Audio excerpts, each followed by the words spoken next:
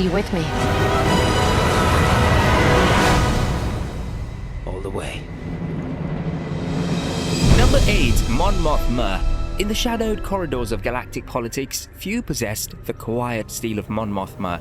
The senator from Chandrila watched democracy rot from within, her voice among the last to openly challenge the Emperor's rise. When words failed and the Senate became a puppet show, she shifted from politician to revolutionary. Mon Mothma knew victory needed more than blasters. She united scattered rebels, turning whispers into rebellion. When news of the Death Star came, she faced her hardest choice. Sending spies for its plans meant certain death and broke her rules of war.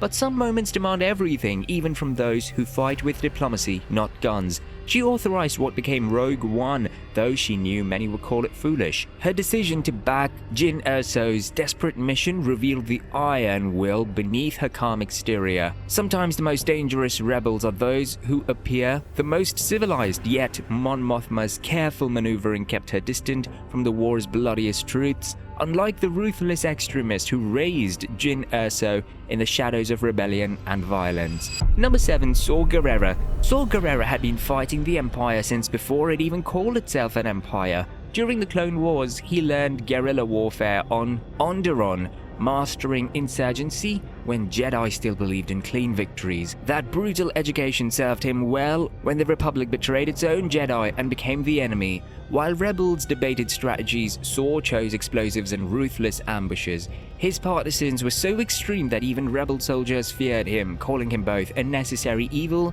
and a dangerous liability. Ironically, the Republic once praised these same tactics.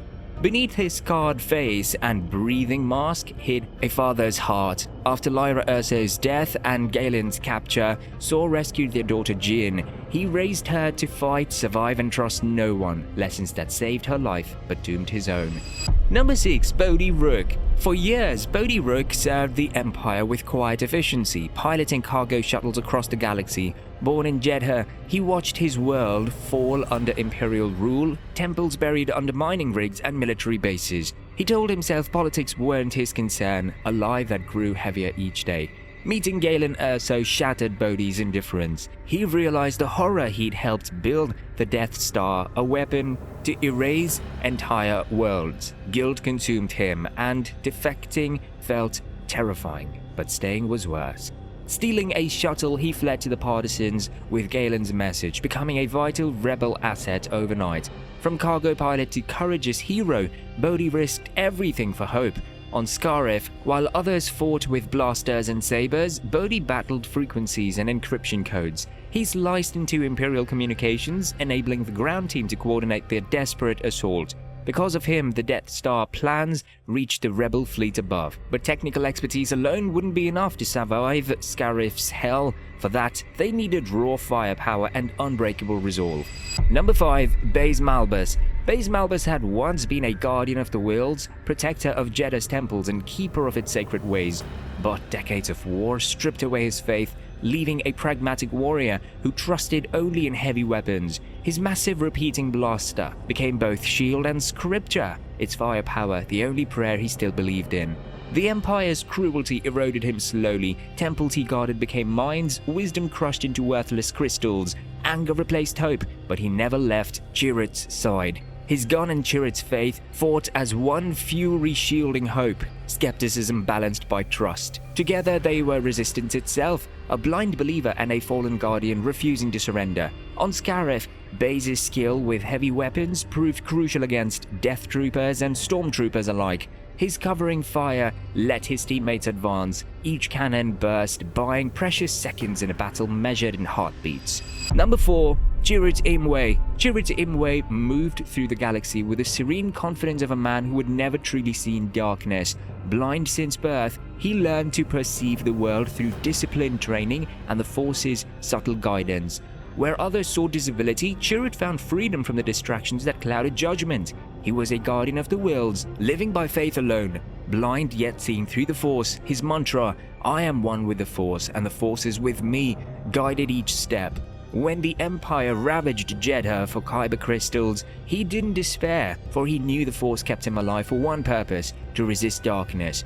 On Scarif, his serenity and lethality became legend. He walked through blast of fire as if protected by invisible shields, his staff finding targets with uncanny precision where his lips moved in prayer. His final act, activating the communications array under heavy fire, proved that faith could move mountains, or at least open the door for stolen data to reach the stars. But while Chirrut found strength in ancient wisdom, another rebel had been programmed for a different loyalty. Number 3. K-2SO. K-2SO was built to serve the Empire, his towering black frame and cold, impassive features designed to terrify rebels. As a KX series security droid, he was programmed for ruthless efficiency, calculating the most effective methods of suppression and control. For years, he was the Empire's perfect servant, emotionless, obedient, and utterly without mercy.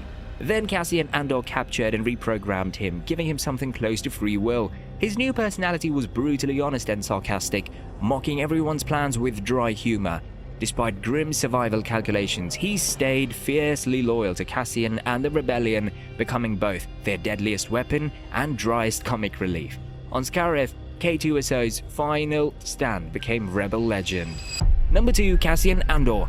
Cassian Andor has been fighting the Empire since he was old enough to hold a blaster, his childhood on Ferrix shaped by occupation and resistance. Unlike the heroes of legend, Cassian's war was fought in shadows and moral grey zones, where victory often required becoming the very thing you fought against.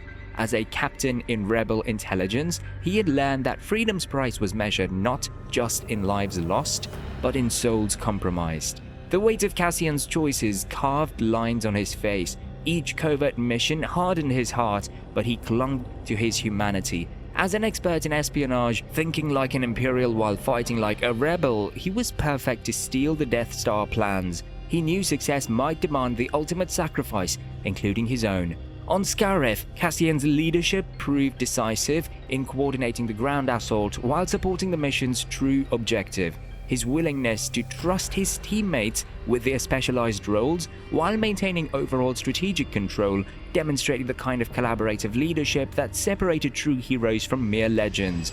Number 1. Jyn Erso. Jyn Erso's story began with loss, the murder of her mother and the kidnapping of her father by the very empire that will one day tremble at her name. Raised by Saw Gerrera in the brutal crucible of guerrilla warfare, she learned early that survival meant trusting no one and expecting nothing from a galaxy that had already taken everything she loved. Her childhood was measured not in birthdays but in battles, each conflict hardening her heart against hope.